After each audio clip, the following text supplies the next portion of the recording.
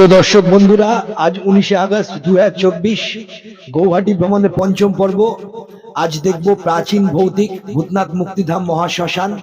এখানে ভূতনাথ মহাদেবের মন্দির, জাগ্রত মা শ্মশান কালী মন্দির, হিন্দু দাহ সৎকারের কিছু মুহূর্ত সরাসরি সম্প্রচার দেখব। শ্রদ্ধেয় কিংবদন্তি গায়ক ডক্টর ভূপেন হাজারিকার স্মৃতিসৌধ, জানবো এই শ্মশানের অজানা ইতিহাস।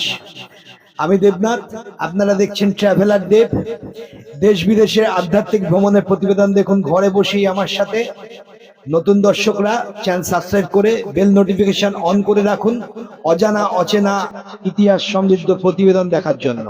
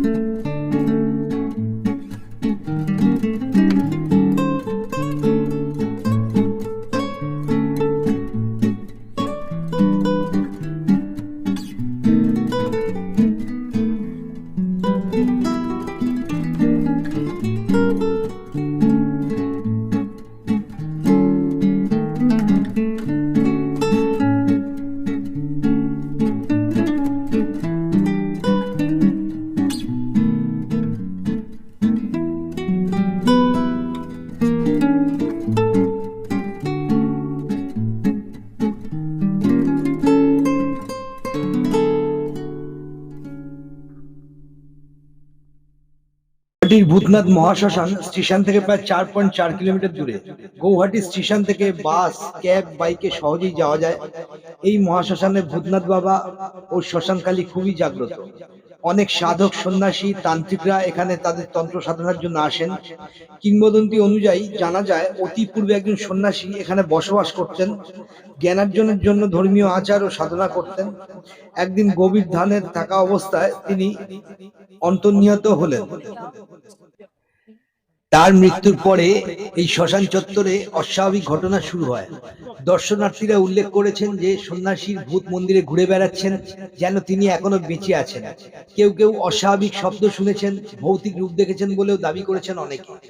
অন্যরা মন্দিরের অভ্যন্তরে অস্বস্তি অনুভূতি বা ভয়ের অনুভূতি নিয়ে বিশেষ ভ্রম সৃষ্টি হওয়ার কথা উচ্চারণ করেছিলেন।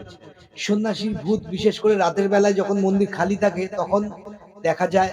দর্শনার্থীরা সন্ন্যাসীর পোশাক পরা একজনকে মন্দিরের মঠে ঘুরে বেড়াতে দেখেন, এবং কেউ কেউ দেখেন মন্দিরে বসে কেউ একজন যেন ধ্যান করছেন, যেন মনে হয় তিনি এখনো বেঁচে আছেন। এই মন্দিরকে ঘিরে অদ্ভুত কাহিনী এবং কিংবদন্তি থাকা সত্ত্বেও এটি হিন্দুদের জন্য, বিশেষ করে শিবের অনুসারীদের জন্য একটি বিখ্যাত তীর্থস্থান।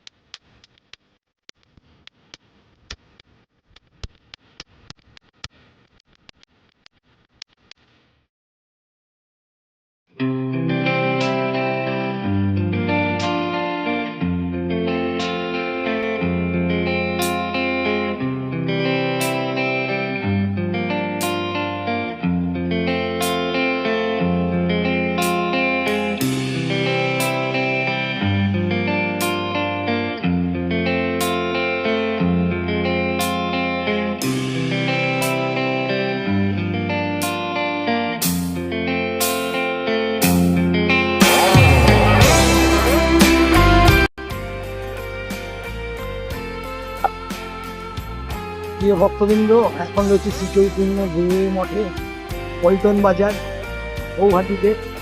আজকে সকালবেলা আমি জানতাম না এখানে যে আমি আসবো। সকালবেলা এখান দিয়ে যাচ্ছিলাম বাসে করে, প্রভুর কি আশীর্বাদ। তো যেতে যেতে আমি এখান দিয়ে যাচ্ছিলাম, দেখলাম মঠ রয়েছে এখানে। আমি আগে জানতাম না মঠ রয়েছে। প্রভুর কৃপা রয়েছে, সেই জন্য প্রভু আমাকে টেনে আনলেন। যেতে যেতে দেখলাম, তারপর আমি একটা পোস্ট দেখলাম। সেই পোস্টে দেখা যাচ্ছে এই ঝুলন পূর্ণিমা বিশেষভাবে অনুষ্ঠিত হচ্ছে এবং প্রভু সবাইকে আমন্ত্রণ জানাচ্ছেন। ঈশ্বরকে ধন্যবাদ জানাই। ঈশ্বর আমাকে এই আসার সুযোগ দিলেন, আমি এখানে আসতে পারলাম। এসে এত বেলাতেও আমি এখানে প্রভুর প্রসাদ পেয়েছি এবং মহারাজের সাথে কথা বলেছি, প্রভুর সাথে কথা বলেছি। প্রভু বলেছেন হয়তো বিকেলের দিকে ঘর ফাঁকা হয়ে যাবে, তখন হয়তো আমি এখানে থাকতে পারবো। এখন আমি যেখানে রয়েছি কামাখ্যা গেস্ট হাউসে, ওই পরিবেশ একদমই ভালো লাগছে না। ঈশ্বর এর গৌরব হোক, ঈশ্বর আমাকে ভালো জায়গায় নিয়ে এসছে। হয়তো আজকের দিনটা, আজকের রাত্রিটা আমি প্রভুর সান্নিধ্যে খাটাবো। এখন সমস্ত মন্দির বন্ধ। ওখানে আপনার দেখালাম ভোগ প্রভুর প্রসাদ পরিবেশন চলছে। এরপর মন্দির খুললে বিকেলবেলা আসবো, বিকেলবেলা সমস্ত প্রভুর আরতি সমস্ত কিছু দেখাবো। এখানে দেখুন কত তিনজন মানুষ এখানে একসাথে বসে খাচ্ছেন।